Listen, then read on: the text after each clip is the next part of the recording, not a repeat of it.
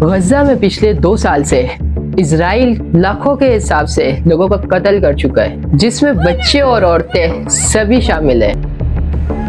Uncertainty piled high about what they'll find a few miles down this road, about the chances scant as they. But rarely has the diplomacy nearly 2 years of this.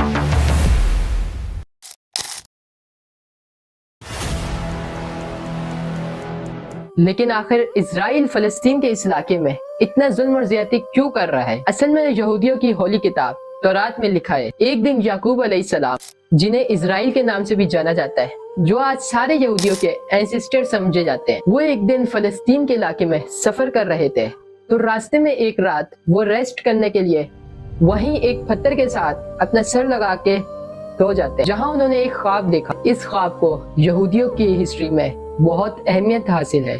उन्होंने ख्वाब देखा कि जिस पत्थर पे वो sir रखकर सो रहे हैं, वहाँ से बीच आसमान की तरफ एक रास्ता निकलता है, जो कि जमीन को और आसमान को जोड़ देता है, जिससे बहुत सारे फरिश्ते ऊपर और नीचे तेजी से आते जाते रहते हैं। याकूब अलैहिस्सलाम नींद से उठे और कहा, यही इलाका अल्लाह का असल घर है और इसी इलाके से खुदा की तरफ पहुंचा जा सकता है। तो मतलब यहूदियों के लिए इस इलाके के लिए इतनी अहमियत हासिल है, इसलिए फलस्तीन के इस इलाके को हासिल करने के लिए यहूदी किसी भी हद तक जा सकते हैं। फलस्तीन में मुसलमानों के इलाके में 2 हिस्से डिवाइड हैं, जिसमें से एक का नाम है वेस्ट बैंक एंड गजा।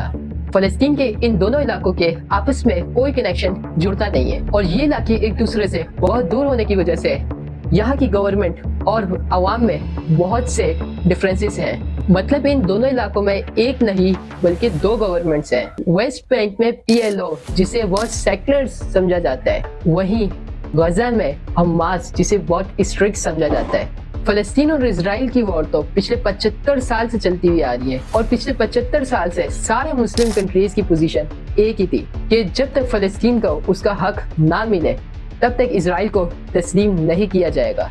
लेकिन आज से कुछ साल पहले US के न्यू प्रेसिडेंट डोनाल्ड ट्रम्प ने आते ही सब बदल दिया। डोनाल्ड ट्रम्प ने मुस्लिम कंट्रीज पर इतना प्रेशर किया कि जबरदस्ती मुस्लिम कंट्रीज के हुक्मरानों से इजराइल को तस्लीम करने के लिए कहा। तो इन कंट्रीज में सबसे पहले UAE, Bahrain, Morocco, Oman Israel को तस्लीम करना शुरू कर दिया, जिसके बाद अमेरिका ने अपनी बदमाशी दिखाते हुए छोटे छोटे मुस्लिम कंट्रीज पर प्रेशर डालना शुरू किया और पाकिस्तान, बांग्लादेश, इंडोनेशिया इस जैसे और भी कंट्रीज पर प्रेशर डाला और जबरदस्ती इजराइल को एक मुल्क के तौर पर तस्लीम करवाना शुरू कर दिया, जिसमें हमारे पाकिस्तान के बेशरम हुक्मरान भी शामिल हैं। तो आज से 2 साल पहले 7 अक्टूबर को गजा को कंट्रोल करने वाले हमास ने इजराइल पर अचानक हमला कर दिया और उनके फाइटर्स इजराइल में दाखिल हुए और वहां उन्होंने 1130 लोगों को कत्ल किया और गजा से बाहर ऑलमोस्ट 24 किलोमीटर का इलाका फतह कर लिया, जो इजराइल के साइज के हिसाब से बहुत बड़ा इलाका है। और हमास ने 50 यहूदियों को पकड़ के वापस गजा के हॉस्टेल्स में लाभ बंद किया, जिसमें ये न्यूज़ पूरी दुनिया में फैल गई कि हमास ने इजराइल पे बहुत बड़ा टेररिस्ट अटैक किया और कहा कि उन्होंने बहुत सारे सिविलियंस, बच्चों और औरतों को भी कत्ल किया। और इसके कुछ ही अरसे बाद हमास के लीडर्स ने ये तस्लीम किया कि हाँ, उनके फाइटर्स से कुछ गलतियां हो गई।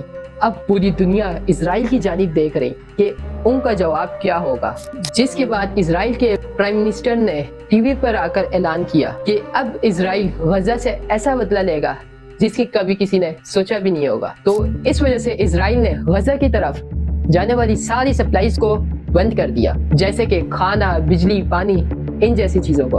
और कुछ ही दिनों में ये सारा इलाका वापस ले लिया जो हमास से फतह किया था। जिसके बाद इजराइल के डिफेंस मिनिस्टर ने इंटरव्यू में ये कहा कि हमारी लड़ाई इंसानों के साथ नहीं बल्कि जानवरों के साथ है, और अपने सोल्जर्स को यह हुक्म दिया कि इनके साथ जो करना चाहो वो करो। और ये सब करने के लिए इजराइल के पास अमेरिका का फुल सपोर्ट हासिल था और दुनिया भर के 52 मुस्लिम कंट्रीज की खामोशी को भी देखकर ये लग रहा था कि वो फलस्तीन के साथ नहीं बल्कि इजराइल के साथ है, जिनमें हमारा मुल्क पाकिस्तान भी शामिल है। इसी के बाद इजराइल ने गजा पर एयर स्ट्राइक और गजा में हजारों लोगों को शहीद कर दिया। और इसके कुछ ही अरसे बाद इजराइल की आर्मी IDF गजा के अंदर दाखिल हुई और फलस्तीनियों को बेरहमी से मारना शुरू किया। इजरायली आर्मी के पास दुनिया के सबसे ताकतवर मिलिट्री टैंक्स, फाइटर जेट्स, बंदूकें एंड इस जैसे और भी बहुत सी चीजें हैं, जिसकी वजह से इजराइल की आर्मी दुनिया के टॉप 10 कंट्रीज में शामिल है। और कहा जाता है कि इजराइल के पास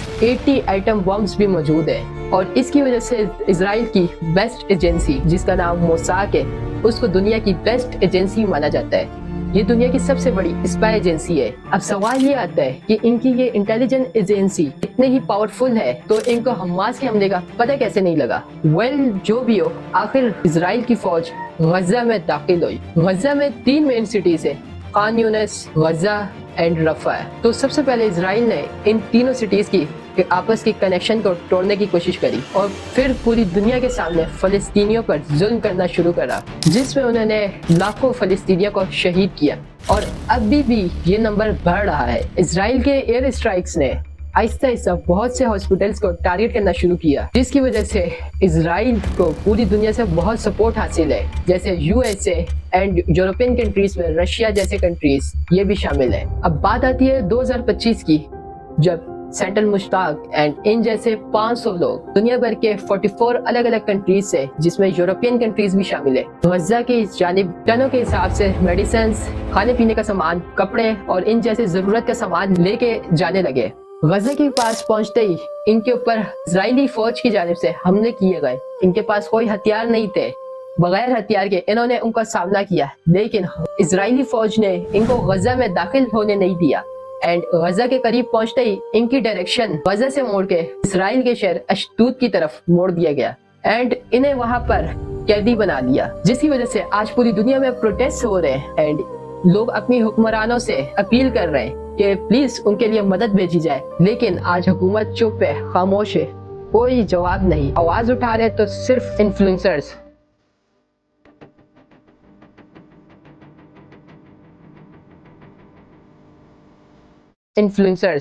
जिनके हाथ में सिर्फ इस कैमरे की पावर है और इस कैमरे से वो अपनी बात पूरी दुनिया तक पहुंचा रहे हैं। पाकिस्तान की 24 करोड़ आवाम में सिर्फ एक ही दिलेरी के साथ फलस्तीन की जानिब रवाना हुआ, जिसका नाम है सेंट्रल मुश्ताक। एंड इस बंदे ने फलस्तीन तक पहुंचने के लिए अपनी जी जान एक कर दी। इस काफिले का एक नाम था जिसे कहते हैं दी ग्लोबल फ्लोटिला। ये कश्तियां स्पेन के बार्सिलोना से रवाना हुई और इन कश्तियों के साथ आहिस्ता आहिस्ता हर कंट्रीज के कुछ कश्तियां शामिल होती रही। और ये कोई आम कश्तियां नहीं है, बल्कि इनके अंदर बेडरूम्स, किचन, इवन वॉशरूम भी मौजूद है। और अजीब बात तो ये है कि इन 500 लोगों में सिर्फ 30% मुस्लिम है एंड 70% ईसाई है, इवन यहूदी भी शामिल है, जो सिर्फ इंसानियत की खातिर अपनी जान को खतरे में डाल के इस फलस्तीन के लिए आवाज उठा रहे हैं। इन 500 लोगों में सबसे ज्यादा मुस्लिम लोग तुर्की से हैं और तुर्की के बाद सबसे ज्यादा लोग नॉन मुस्लिम स्पेन,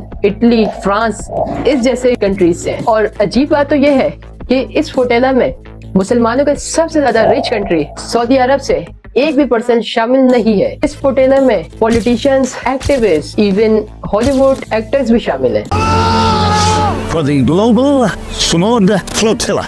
इस फोटेला के साथ जो कुछ भी हुआ उसे देख के यही लग रहा है कि इससे पहले जो 9 फोटेला के साथ हुआ था उसी की तरह इसके साथ भी हुआ और ये भी नाकाम हो गया। लेकिन ऐसा नहीं है। जैसे ही ये फोटेला गिरफ्तार हुई, ये खबर एक आग की तरह पूरी दुनिया में फैल गई। The naval forces have intercepted dozens of codes. Condemn any attacks against the flotilla. Israel has arrested hundreds of activists.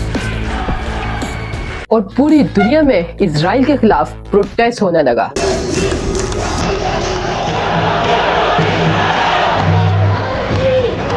और कहा जाता है कि अभी से नेक्स्ट फोटेला पे प्लानिंग शुरू हो गई है एंड अगर ऐसा हुआ तो ये हिस्ट्री की सबसे बड़ी फोटेला होगी, वर्ल्ड वॉर से भी बड़ी। और जब तक ऐसे लोग जिंदा है तो हमें खुशी है कि हम गजा किए मिलते हैं। इजराइल का जुल्म